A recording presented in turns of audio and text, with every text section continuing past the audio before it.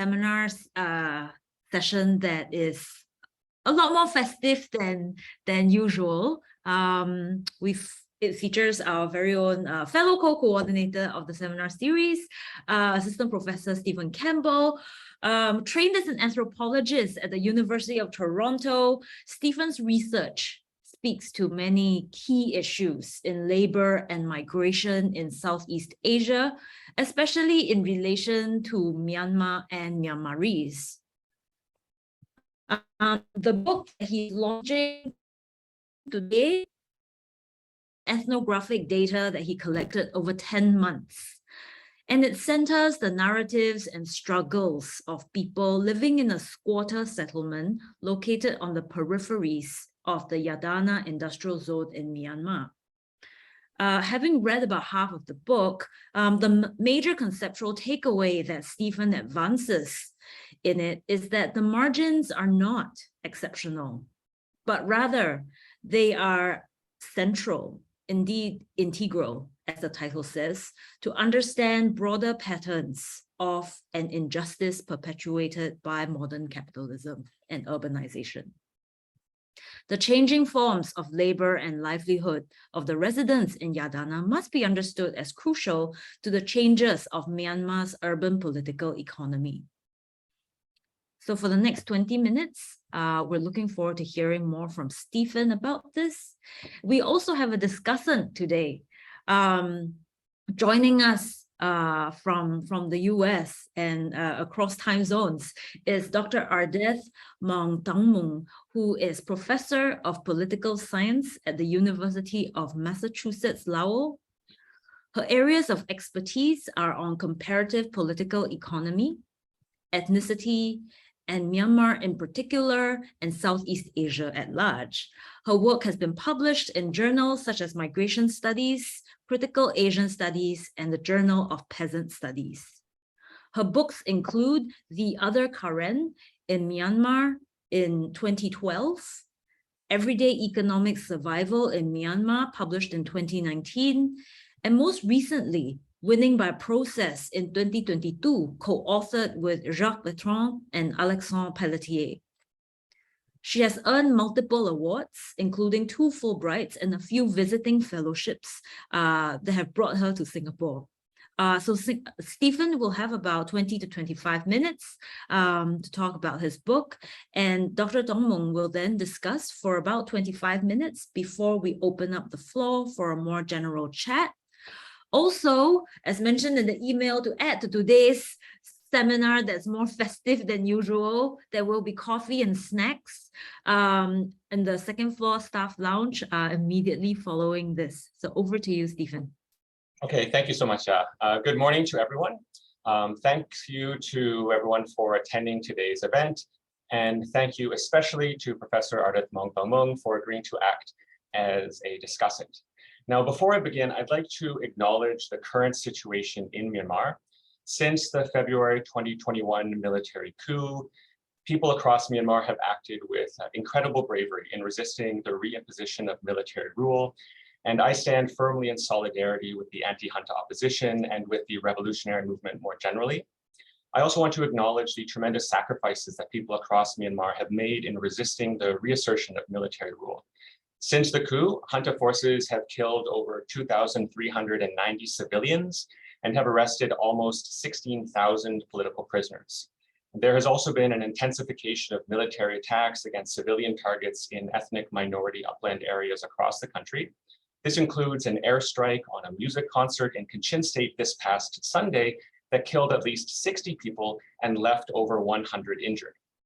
Now, while the military coup and the ensuing crackdown must be roundly condemned and solidarity extended to the people of Myanmar in their ongoing fight against the military's violent reassertion of direct rule, needed as well, I would argue, is a sober critique of the so-called transition that unfolded over the 10 years preceding the coup.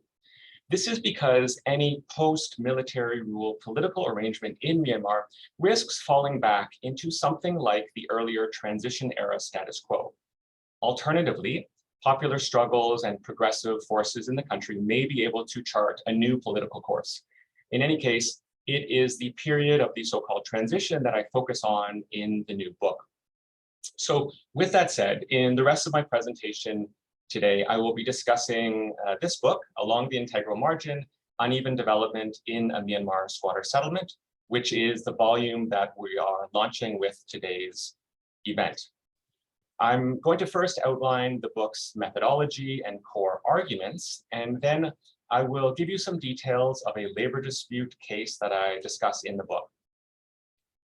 Now, Along the Integral Margin is my second book. It's an ethnographic study of the lives and labor of individuals residing at an informal settlement or a squatter settlement in an industrial zone on the outskirts of Yangon, Myanmar's former capital. The settlement has around 1,000 households and about 4,000 residents. Overwhelmingly, these residents are ethnic Burman Buddhists. Most of them are former rural dwellers who migrated to Yangon from the Ayeyarwady Delta, Bago region, and northern Yangon region. Most of these individuals left the countryside behind and migrated to Yangon due to loss of land, growing debt, declining agricultural employment, and the lingering infrastructural devastation of 2008's Cyclone Nargis. Now, in terms of research methods, I conducted participant observation in and around the settlement. I also had countless informal conversations with many of the settlement's residents. I did 50 formal, more in-depth, long recorded interviews, again, mostly with residents of the settlement. And I obtained copies of certain documents pertaining to a labor dispute that I followed while I was there. I did this research over the course of 10 months between 2016 and 2019. However, I conducted most of the research over an 8-month period in 2019. Now, during the period of my research, I resided a short walk away from the settlement in the industrial zone. And on most days, I would walk around the settlement, chat with residents, and hang out at tea shops on site. I also visited various work sites of residents of the settlement, and I was invited to weddings, funerals, and annual Buddhist ceremonies held on site. I left Myanmar at the end of 2019, shortly before the start of the COVID pandemic. Now, aside from the introduction and conclusion, the book is organized into 7 body chapters. These include a general history chapter, a chapter based on oral histories of people's migration to the settlement, a chapter about the politics of squatting, 3 chapters about different sorts of labor arrangements, and a final body chapter about collective struggles involving residents of the settlement. Now, the book makes 2 main analytical interventions. The first concerns the anthropology of labor, and the second concerns political analysis of Myanmar's so-called democratic transition. In the book, I attempt to connect these 2 arguments. So let me sketch them for you now. Regarding the first analytical intervention, within anthropology, there has been a prominent tendency over the past couple of decades that has sought to identify spaces and activities outside and autonomous of dominant political and/or economic orders. In the anthropology of labor specifically, this has entailed a move to narrowly define capitalism as coterminous with free wage labor. Labor arrangements that fall outside of this definition have consequently been deemed non-capitalist in character, as isolated from capitalist production, and/or as autonomous of capitalist logics. So, for example, using this narrow definition of capitalism, various social theorists have argued that informal self-employment is a form of non-capitalist labor. Likewise, slavery has been deemed to be, by definition, non-capitalist. Now, in the book, I challenge this argument. To do this, I examine a variety of so-called non-standard informal labor arrangements. The arrangements that I examine in the book include informal self-employment, unwaged child labor, debt bondage, disguised wage labor, and violently unfree labor in the notorious offshore raft fishing industry that operates in the Gulf of Martaban or Motaman. I consider the ways in which these non-standard informal labor arrangements are constituted by capitalist relations, and I examine the ways in which these labor arrangements have operated in Myanmar as conditions of possibility for formal capitalist production. So my argument is therefore that the informal economy is not a sector outside of formal capitalism. Instead, the informal economy is the unacknowledged underbelly of formal capital accumulation and indeed of any liberal political order. To treat the informal economy as a sector outside formal capitalism therefore acts as ideological erasure, exculpating formal capitalist firms, state institutions, and advocates of a liberal capitalist order from the often illiberal practices of the informal economy. So that is my first argument. Now, my second intervention in the book relates this conceptual claim about capitalist labor to an analysis of recent politics in Myanmar. According to dominant political analysis of Myanmar during the decade preceding the 2021 military coup, the country was undergoing a transition from military authoritarianism to liberal democracy. This was often referred to as the triple transition. Specifically, it was understood as a transition from dictatorship to democracy, from a closed economy to an open economy, and from war to peace. Regarding the economic aspect of this transition narrative, the World Bank argued that by eradicating constraints on private investment, the ensuing dynamism of capital would shepherd the country's largely rural population out of low productivity agrarian livelihoods and into good formal sector jobs in urban manufacturing and services. This claim is a recurring target of critique in Along the Integral Margin. The implication of this claim is that ex-rural dwellers who have not obtained good formal sector jobs are not yet transitioned. However, an important insight from critical development studies over the past couple of decades has been that development trajectories across the post-colonial world no longer anticipate mass formal employment, industrial or otherwise. Instead, precarious informal labor arrangements and wageless life have become enduring norms across much of the global South. And the citizen-worker nexus operates more as an ideological claim than a realistic aspiration. So what does this mean for analysis of Myanmar's so-called transition? My argument in the book is that the heterogeneous forms of labor in Myanmar's informal economy, which are at times unwaged and at times unfree, are not in fact transitional. They are instead the destination.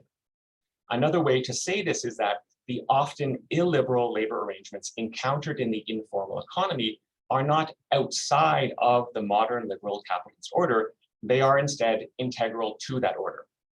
This is simply what capitalist modernity looks like today. What is more, if, as I argue, the often illiberal practices in the informal economy are not transitional, then the discourse of transition operates as ideological mystification.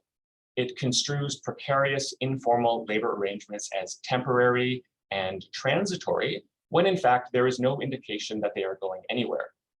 The World Bank's promise about the mass incorporation of ex-rural dwellers into good formal sector jobs thus serves to legitimate a political economic transformation that has fueled massive land dispossession across rural Myanmar and has left dispossessed ex-rural dwellers in an extremely precarious situation in the informal economy.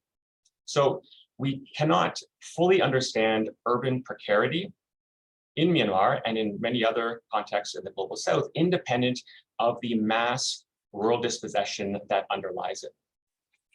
The transition narrative has also served to legitimate a political project of inserting Myanmar into global supply chains as a foreign investment-driven, low-waged, extractivist export economy. This is a political economic project that enriches foreign investors and domestic elites, but relegates the bulk of Myanmar's laboring population to an extremely precarious situation in the informal economy, or else has compelled affected individuals to seek substitute incomes abroad, including notably as construction workers or as domestic helpers in Singapore. So if ex-rural dwellers in Myanmar are not getting good formal sector jobs, as the World Bank predicts, then what sorts of labor arrangements are they ending up in? This is the question that motivates my research. Now, as I've mentioned, labor arrangements that I consider in the book include informal self-employment, unwaged child labor, debt bondage, disguised wage labor, human trafficking, and otherwise violently unfree labor. So let me give you now one case that I detail in the book. This case pertains to workers at a vermicelli or jazan factory. I followed this case closely and talked to many of the workers involved over much of 2019. One of the workers was a young woman who resided in the informal settlement where I did my research. In the book, I refer to her as Nueu. Now, Nueu was paid 4,000 chat, or about $2.75 Singaporean, for her entire 12-hour shift. In other words, she got about 23 cents Singaporean per hour. Her wage was well under half of what she was legally due, according to the Minimum Wage Act. However, despite Nueu's low wages and excessive unpaid overtime, both of which were in violation of existing labor laws, there were other workers at the vermicelli factory who labored longer, often 18 hours per day and up to 20 hours in some cases, and earned wages even lower, as low as 2,500 chat or $1.70 Singaporean per day for workers on piece rate. The employer granted no paid statutory leave or weekly days off, provided no paid sick or other leave or compensatory income for such leave not taken, did not pay legally stipulated compensation to workers who were arbitrarily dismissed, and was, as of mid-2019, employing 10 workers below the legal age of factory employment, the youngest being 13 years old.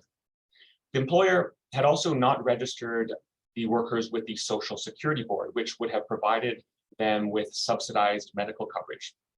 So all told, the factory was in violation of a slew of clauses in the 2016 Payment of Wages Law, the 2013 Minimum Wages Act, the 2012 Social Security Law, the 1959 Employment Restrictions Act, the 1951 Factories Act with its 2016 amendment, the 1951 Leave and Holiday Act with its 2014 amendment, and the 1923 Workmen's Compensation Act with its 2005 amendment.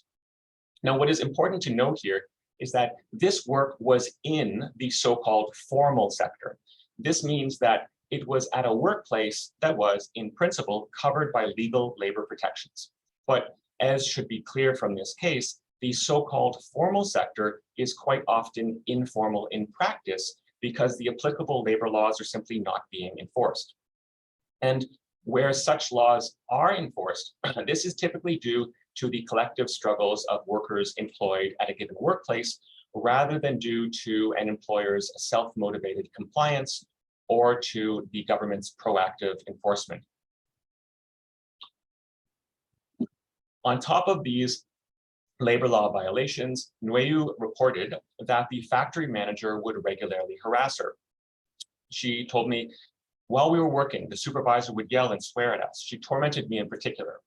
After consecutive days on shifts of 12 hours or more, with the workers exhausted and disinclined to get out of bed, the supervisor, Nueu continued, would come into our room to get us. She'd swear and hit us like we were children. I'd never seen anything like that before. She'd hit us with a bamboo stick.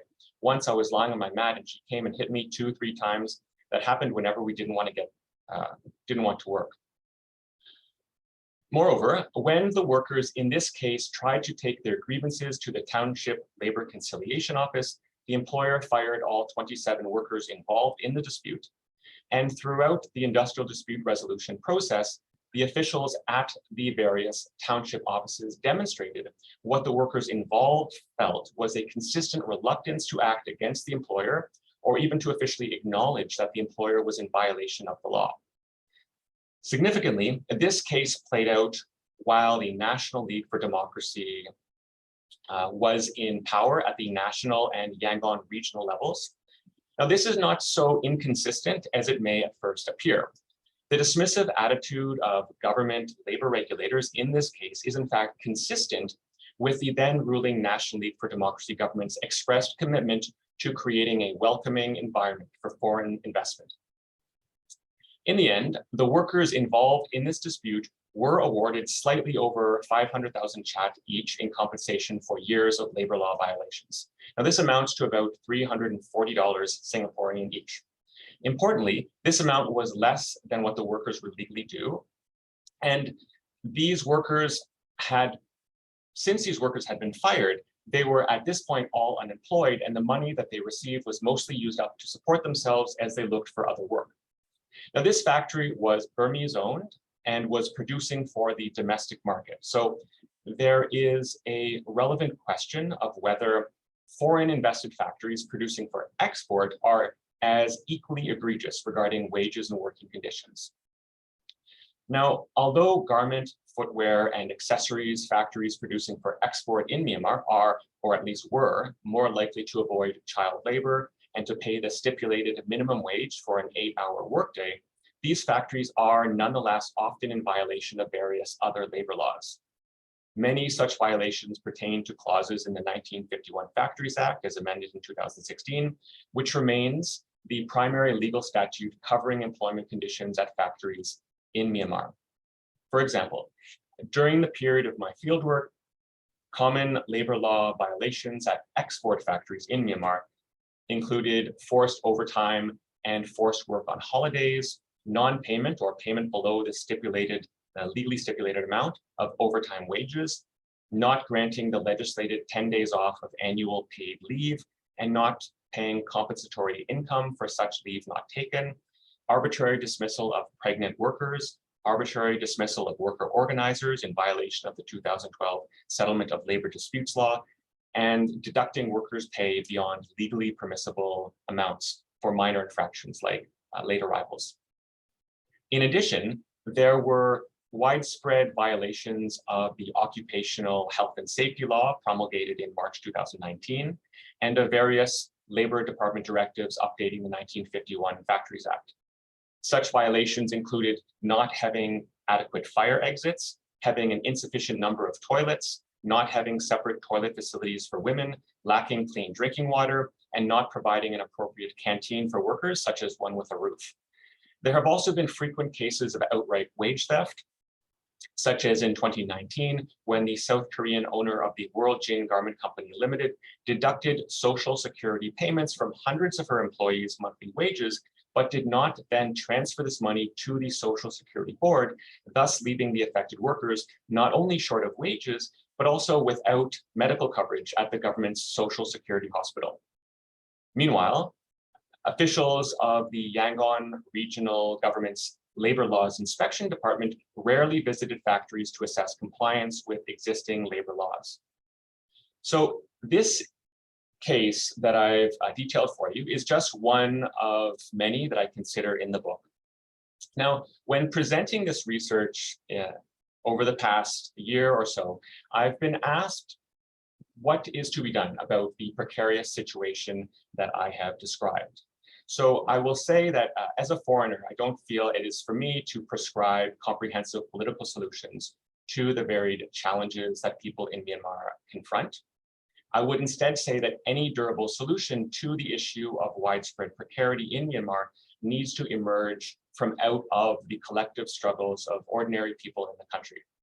And as I see it, there are two forms of collective struggles in the country that point beyond a mere restoration of Myanmar's pre-coup status quo. First, there have been, for well over a decade, widespread struggles among rural dwellers to stop land dispossession or to reclaim land that has been stolen from them by military and corporate interests.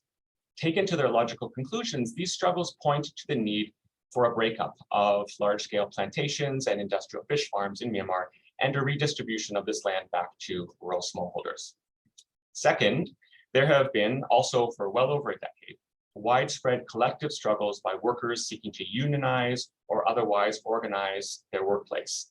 These struggles have not simply been about wages and monetary benefits. They have also involved demands for better working conditions and for reforming managerial practices. In other words, they have entailed collective efforts to assert workplace democracy. Workers' collective organization in the workplace is the first line of defense in challenging exploitation and managerial abuse. Without workers' collective organization in the workplace, the so-called formal sector is quite often informal in practice. So these workplace struggles entail a process of democratization from below. They are also themselves fundamental ways of addressing the precarity of workers in Myanmar.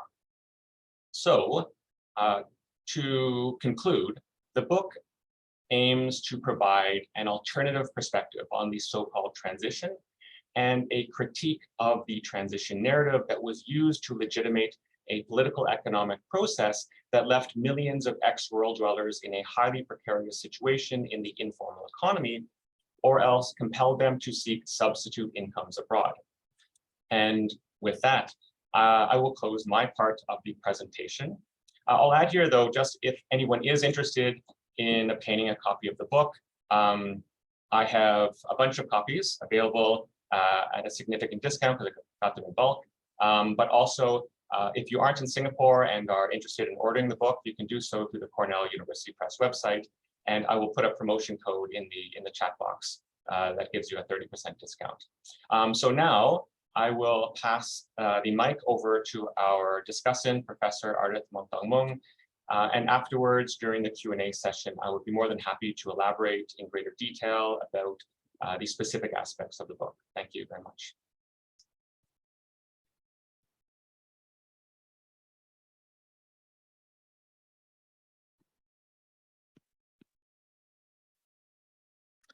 Hi, everyone. First of all, congratulations, Dr. Campbell, for this very fine book. So I really highly recommend this book. So please rush to buy the book before it's he's running out of the copies, because it is very good. So first of all, thank you very much for giving me opportunity to offer my feedback on this excellent book, which deals with an important topics that I'm really passionate about. One of my research areas is on poverty issues in Myanmar, and I'm particularly interested in how people from low-income households struggle to survive on a daily basis with very limited resources. And I have done a number of interviews among residents from informal settlements in Yangon.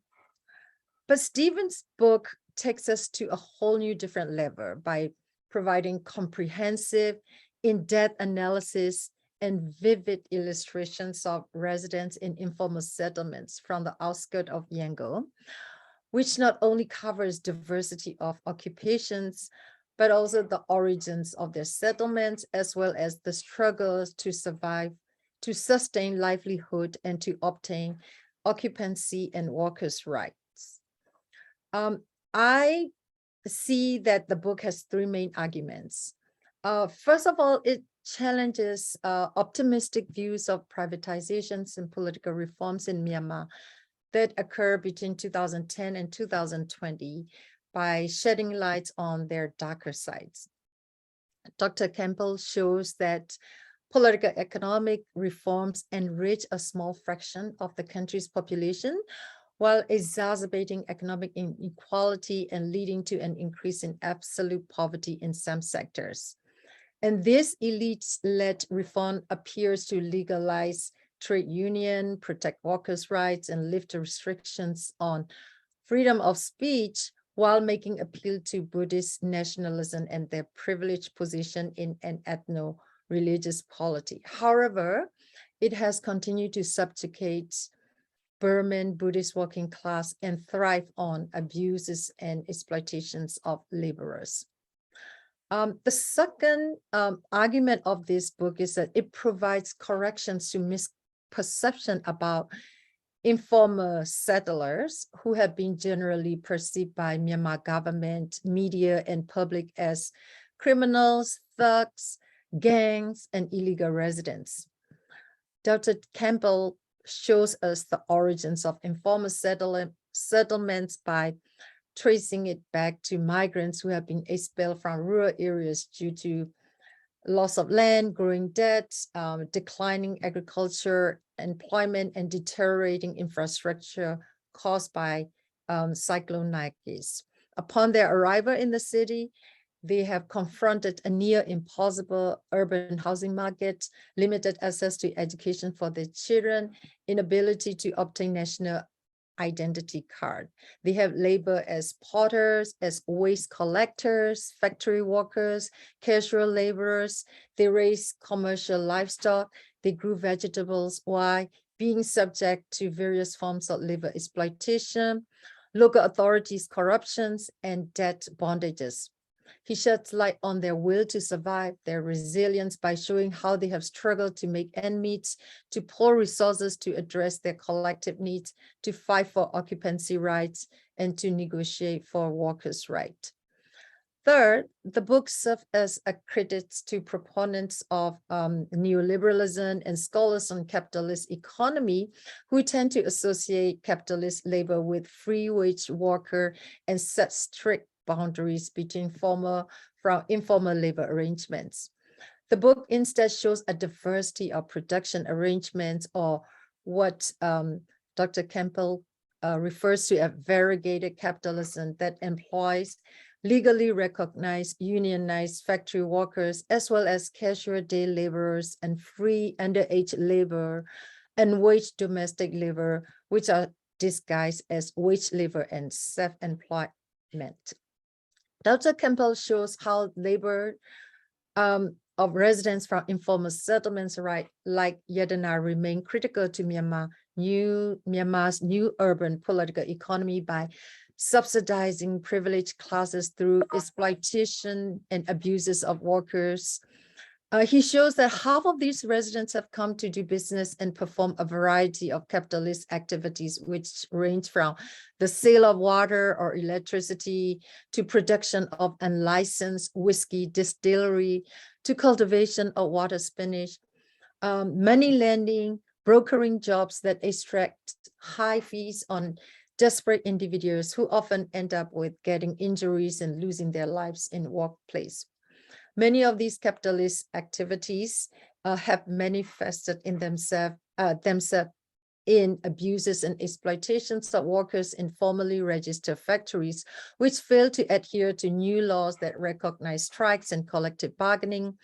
And despite these laws, they pay, as he already summarized in his talk, these factories pay below minimum wage, cheat on workers' wage, require long hours with no overtime payment, arbitrarily dismiss pregnant workers, reduce workers' pay for minor infractions such as late arrival, and they operate under hazardous working conditions.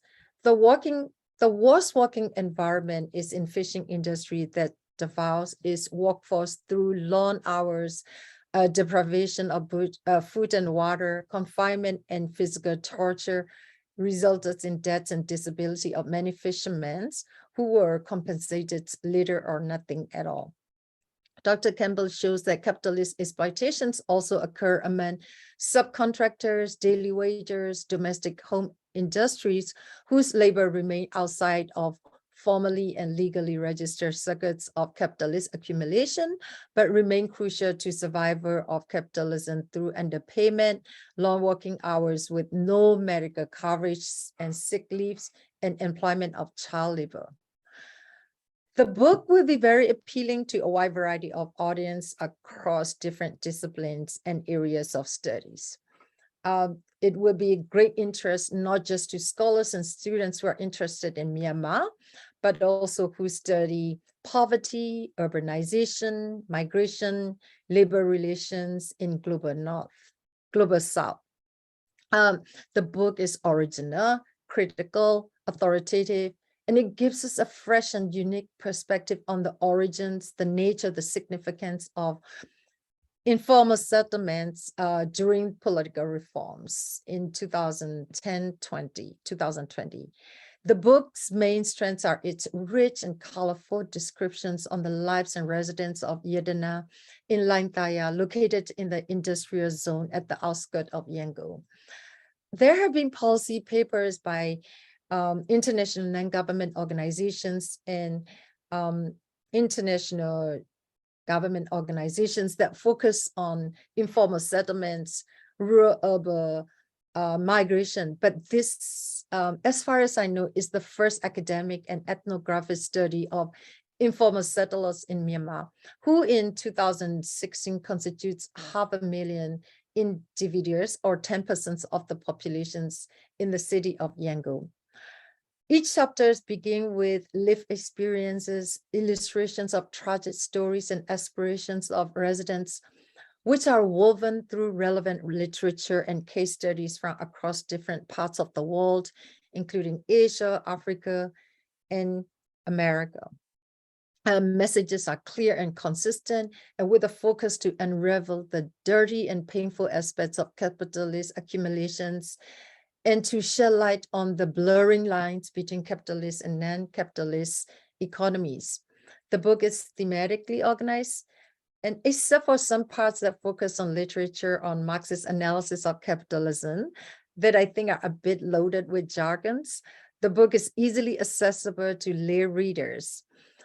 Individual chapters include background history and origins of informal settlement, which then focus on various occupations, debt bondage, labor exploitations in workplace environment, which all tie back and consistently reinforce the author's arguments. The arguments are supported by first-hand account based on the author's 8 months fieldwork among Yedana settlement in 2019, where he used a wide variety of research methods, including ethnography, observations, surveys of 200 households, oral history, and in-depth interviews among 50 individuals and secondary sources. Here, I wish he talks a little bit about some challenges and constraints associated with conducting field work that would allow us readers to understand the context within which the study is conducted and to draw some lessons from ethnographic work. Dr. Campbell has displayed insights, empathy, and accurately captured fears and anxiety, inspirations, and sometimes using their own words in his book, and the tenacity of residents who face various challenges on a daily basis. He also sheds light on layers of complexities, levels of exploitation, as well as on some contradictory aspects of settlements that incorporate both anti-capitalist and capitalist features, both stories of survivor and resilience of people who attempt to make the most out of their situations, as well as tragic endings. He presents broad structural circumstances as well as individual agency level analysis, which differentiate individuals who manage to earn higher income from those who barely survive. These include the timing of the arrival to the settlement, the age, the gender, the family resources, and the sector that employ them. Dr. Campbell uses an ethnography to shed light on the lives and occupations of a selected numbers of residents. I wish he talks about other common occupations such as trishaw service, which is very common in the among the urban residents and in slum areas, and the role of Buddhist religious institutions that is a fabric of Burmese socio-economic lives and its relationship with capitalist accumulations. Of course, these are impossible with limited space, but he has done a great job covering a wide variety of assets to give us a glimpse of the experience that pretty much represent the lives of informal settlers. However, I disagree with some of his interpretations.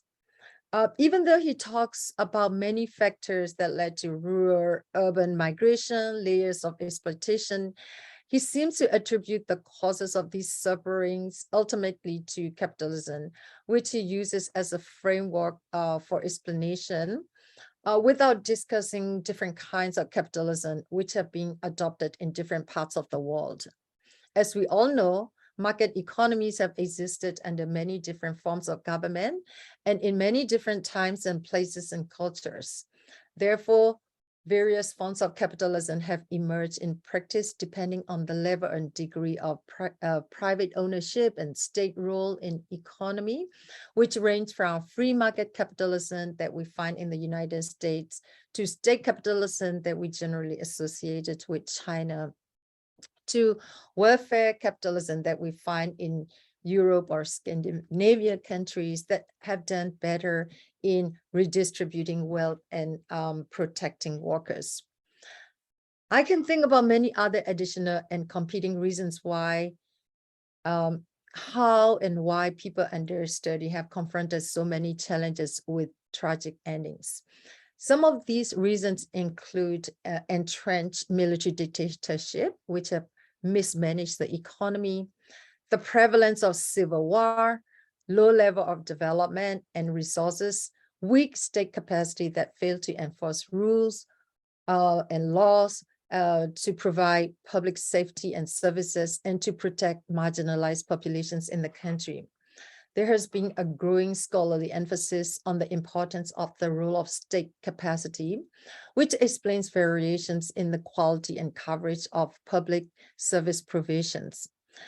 Dr. Campbell attributed these problems, seems to attribute these problems solely to capitalism without acknowledging that some capitalist countries have better managed reducing inequality and safeguarding workers' rights than others. While Dr. Campbell accurately provides the bleak pictures of political economic reforms, he failed to acknowledge some aggregate data and surveys by INGOs and NGOs that shows improvement during the reform periods in terms of reduction in overall poverty and higher level of political freedom that have empowered workers to utilize and expand political space and legal framework that did not exist before. In fact, his book talks about how a sympathetic member of the Yangon Regional Parliament has helped Porter Union workers to hold off further attempts to evict the squatters. He also categorized reforms under the USDP and the NLD as almost the same, without at least providing a brief overview of some of the policy differences, since we know that NLD has introduced many more initiatives on corruptions that have impacts on the economy for better or for worse, depending on the populations who are the recipients of these policies. Another interpretation that I slightly disagree with is the complicated socioeconomic relationships between employers, employees, business owners, and subcontractors. I refer to them as patron-client relationships that were already widespread in pre-reform periods in rural areas, as we see these relationships between farmers and merchants, or between landowners and landless laborers. Dr. Campbell provides a very negative take on these unequal economic relationships, which favor patrons with higher socioeconomic status who are able to control labor production and loyalty of clients through debt bondages and arbitrary generosity. Examples he provides include waste collectors and worms catchers who receive free of interest loan and equipment from the owners of wholesale, depot, or merchants in exchange for the latter's exclusive buying rights over the products of the farmers, who could have sold their products to places offering higher prices. Or a home-based coconut processing industry that employs and pays minimum wage to women and children who could not get formal jobs elsewhere in the factories. Here, the owner offered no day off, no medical coverage, no overtime payment, but the owners provide some ad hoc medical expenses and took them on pagoda pilgrimage. Another example of this an equal economic relationship includes employers who require worker to request permission to take a day off, but allow his employees to take additional piece rate work and contribute medical expenses to workers' injury on the job.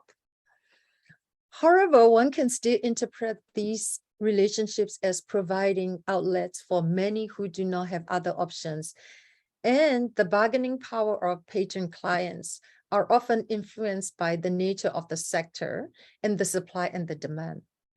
For instance, if you look at Dr. Jo So-Luen's dissertation on the evolution of labor politics in Myanmar, he talks about some cases of higher bargaining power enjoyed by apprentices who, after being trained by their patrons as mechanics or carpenters, left for higher paying places. Of course, there are many extreme cases of exploitations and abuses by patrons who take advantage of an equal economic relationship. But it is incomplete and misleading to analyze these relationships and practices in black and white picture without taking into consideration a wide range of practices and some embedded cultural norms that emerge to deal with economic needs of a particular society.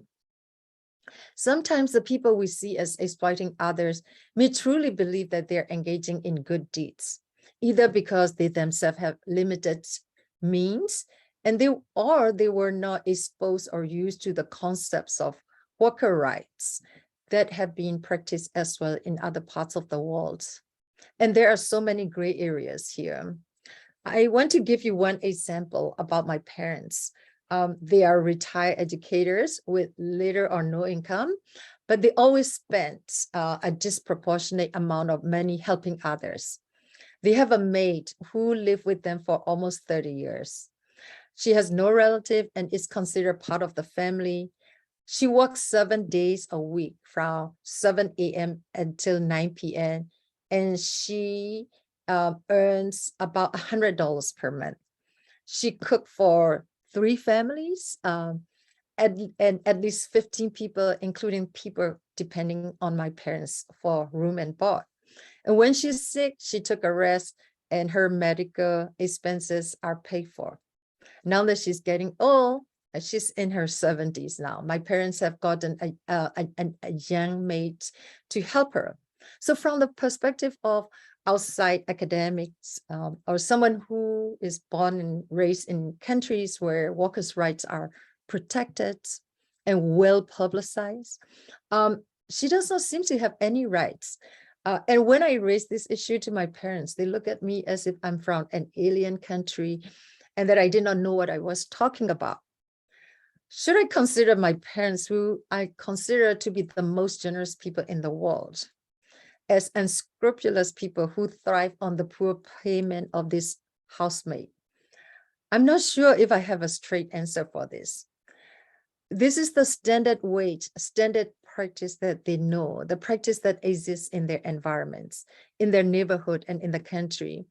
And I feel like to broadly describe the clients as having false consciousness, patrons as exploitative, is misleading because it does not really take into account broader socioeconomic circumstances that constrain certain behaviors and actions and other non-economic ties and cultural practices that deals with particular economic crisis. If the state has the capacity, if the government were able to provide low interest loans, access to food and high-paying job opportunities, if Burma gradually climbs up the ladder of development, I believe that clients will have more options and these cultural practices will disappear eventually. So this gets to my last comment about policy implications.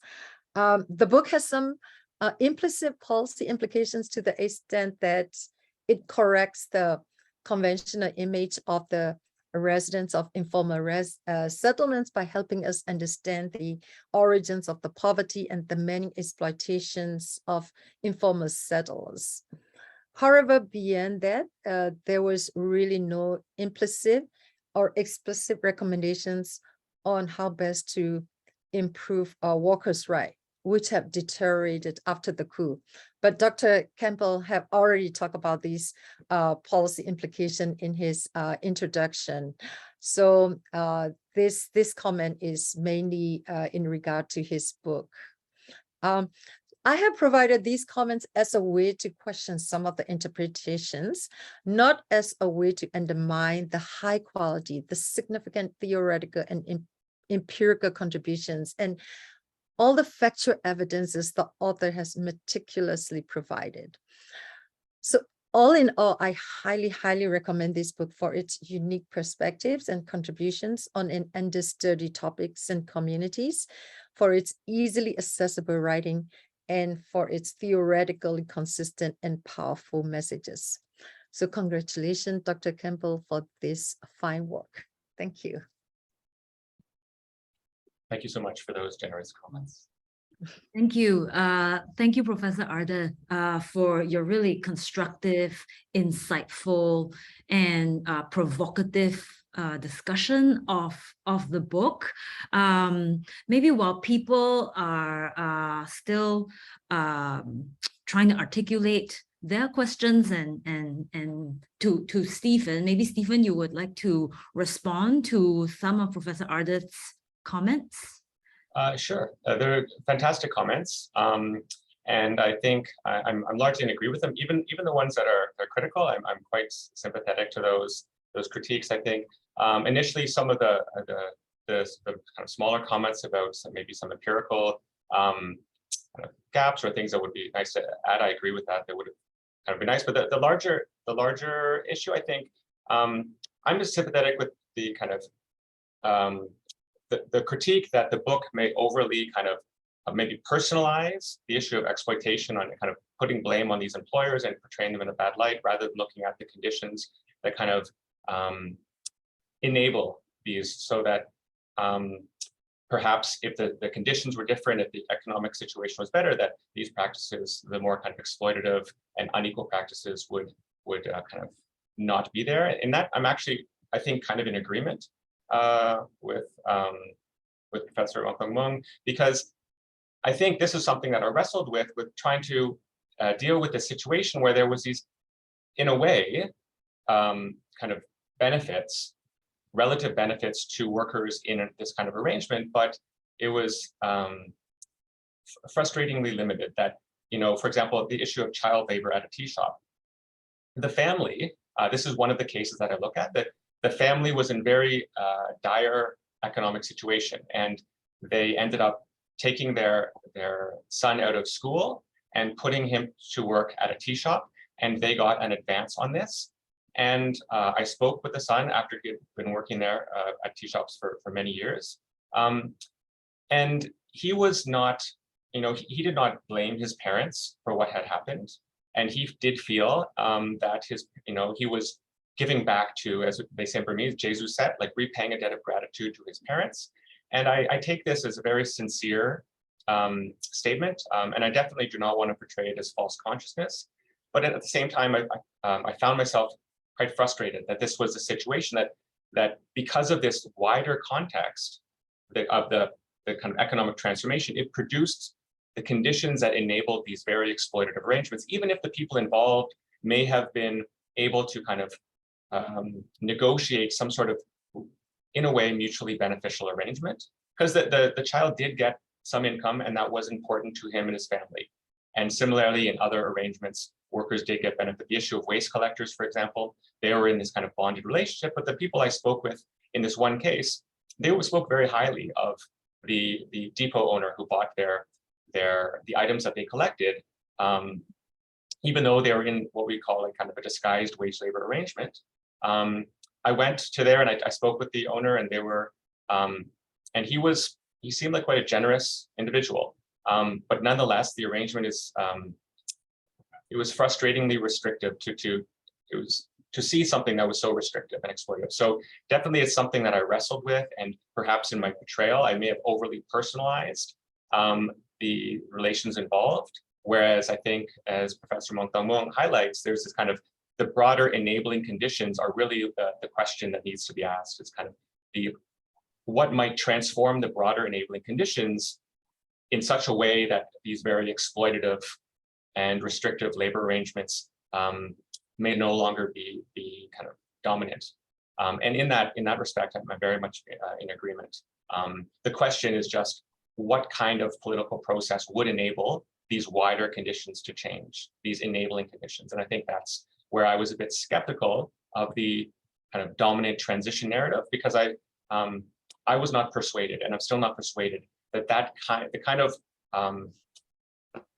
development agenda that was being kind of presented to the Myanmar government in plural and various actors in Myanmar as kind of the only alternative. There was no alternative economic development model that seemed to me what was being presented.